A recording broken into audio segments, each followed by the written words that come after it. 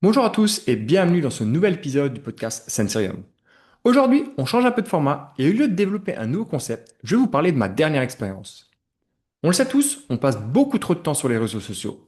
Mais au-delà de cette phrase un peu bateau et du temps perdu, quel est l'impact réel sur notre cerveau, notre attention et notre motivation? Pour le savoir, j'ai réalisé une expérience très simple. 7 jours de sevrage complet. Pas de scroll, pas de notification, pas même juste de 5 minutes. Pour être honnête, je pensais que ce serait assez facile de me déconnecter. Mais en vrai, c'était à la fois difficile et très déroutant.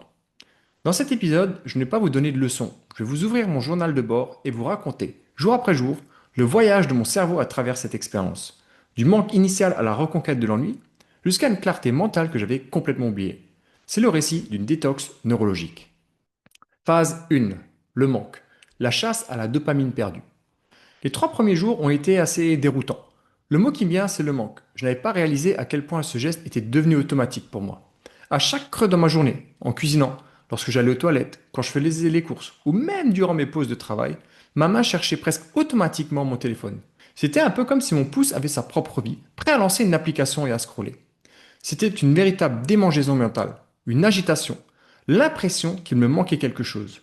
Je n'avais pas envie de faire quelque chose de précis, mais j'avais juste envie de chercher et de scroller. J'étais à la recherche de ma dose. Et comme toute expérience de ma vie, je note dans mon carnet. Cela me permet justement de prendre du recul sur ma vie et d'analyser à chaud et à froid chaque expérience. C'est simple, ce que je vivais, c'était un sevrage dopaminergique. Il faut comprendre que les réseaux sociaux ont été conçus comme des machines à sous. Ils utilisent un schéma de récompense variable. Vous ne savez jamais quand vous allez voir un post intéressant, un like, un message ou même peut-être un nouveau followers. Et c'est justement cette incertitude qui est addictive. Votre cerveau libère de la dopamine non pas quand vous recevez la récompense, mais en anticipation de celle-ci. C'est l'hormone du peut-être. Et en coupant la source, mon cerveau est en manque de ces dizaines de petits shoots d'anticipation qui rythmaient ma journée. Et croyez-moi, on est bien plus prisonnier de cela qu'on y croit.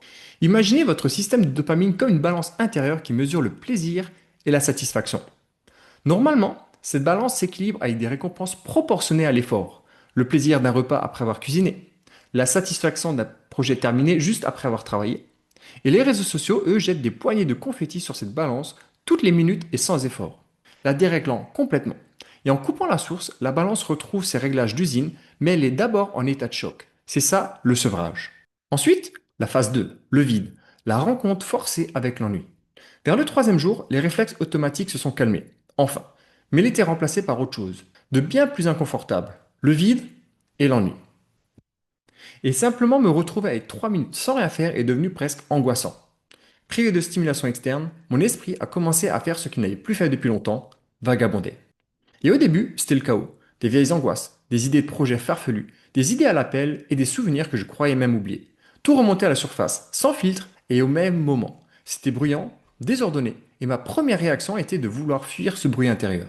En cessant de nourrir mon cerveau avec du contenu passif, je l'ai forcé à activer son réseau du mode par défaut qu'on a déjà évoqué à travers cette chaîne. Pour résumer cela, c'est un peu le mode rêverie et d'introspection. Ce réseau est incroyablement important. C'est lui qui permet l'intégration des souvenirs, la consolidation de l'apprentissage, la planification future et surtout la créativité. C'est dans ces moments d'errance mentale qu'on ne fait rien que le cerveau connecte les idées qu'on n'a apparemment rien à voir. Mais nous l'avons tellement anesthésié avec nos écrans qu'il est devenu inconfortable d'y accéder. Et ce chaos que je ressentais n'était pas justement un bug, c'était mon cerveau qui se réorganisait, qui faisait le tri. Il réapprenait à être seul avec lui-même et à utiliser ce temps vide pour ses fonctions essentielles au lieu d'être constamment alimenté par l'extérieur. Et cette première phase de vide m'a apporté une première grande révélation sur notre rapport au temps. On entend constamment des gens dire «je n'ai pas le temps». Et pourtant, en coupant cette seule distraction, on réalise des heures que l'on récupère. Il est toujours amusant de voir ces mêmes personnes passer plus de 6 heures par jour sur les réseaux sociaux avec l'impression de ne jamais décrocher. Avant d'entrer dans la phase finale, si ce journal de bord vous parle, si vous reconnaissez certains de ces mécanismes, la meilleure façon de soutenir Sensorium est de partager cet épisode à quelqu'un qui se pose les mêmes questions. Et bien sûr, pensez à vous abonner pour la suite de nos explorations.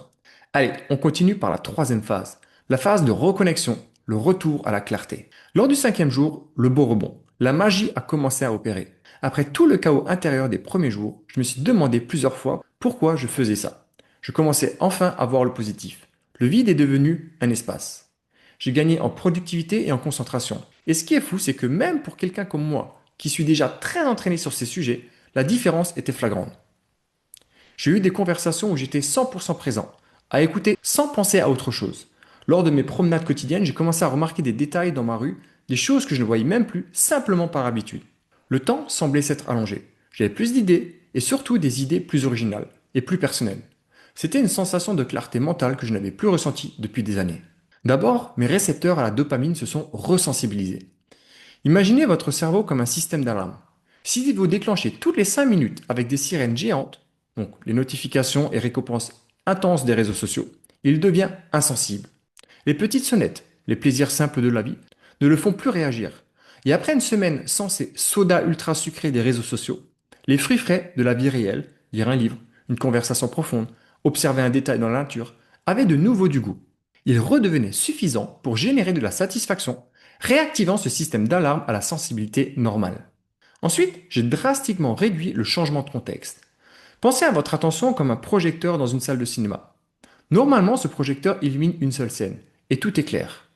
Avec les réseaux sociaux, c'est comme si toutes les 5 minutes, quelqu'un venait changer de film, allumer la lumière, puis rééteindre, puis remettre un autre film. Votre cerveau n'était plus forcé de sauter d'une tâche à l'autre, de changer de film mental toutes les 5 minutes. Il pouvait enfin laisser le projecteur éclairer un seul sujet pendant de longues périodes, entrer en mode deep work, cette fameuse phase de concentration profonde qui est impossible quand on est constamment interrompu. J'avais libéré une quantité incroyable de bandes passantes mentales, un peu comme si j'avais coupé un bruit de fond constant et bruyant. On arrive maintenant au bout de cette expérience. Alors, quelle est la conclusion de cette expérience? Faut-il supprimer nos comptes et vivre comme des ermites? Honnêtement, 7 jours, c'est long. C'est vraiment long. C'est un vrai défi dans notre monde de vie très connecté. Mais ce que je vous invite à faire, ce n'est pas forcément de tout quitter. C'est de tester l'expérience sur une seule journée, juste 24 heures. Un jour complet, du lever au lever du lendemain. Et non pas juste qu'au soir, de manière à quand même pouvoir réaliser 24 heures, sans interruption, et surtout sans ouvrir Instagram, TikTok, Facebook, YouTube ou autre. Faites-le, non pas pour arrêter, mais pour diagnostiquer, pour prendre conscience de tous les moments où votre pouce s'agite, où votre esprit cherche sa dose, pour ressentir ce que ça fait dans votre corps, mais également dans votre cerveau. Si vous tentez l'expérience, n'hésitez pas à venir me raconter ça en commentaire ou en privé. Croyez-moi, vous allez être très surpris de cette expérience. Merci de m'avoir écouté, on se voit à la prochaine pour un nouvel épisode. Ciao ciao.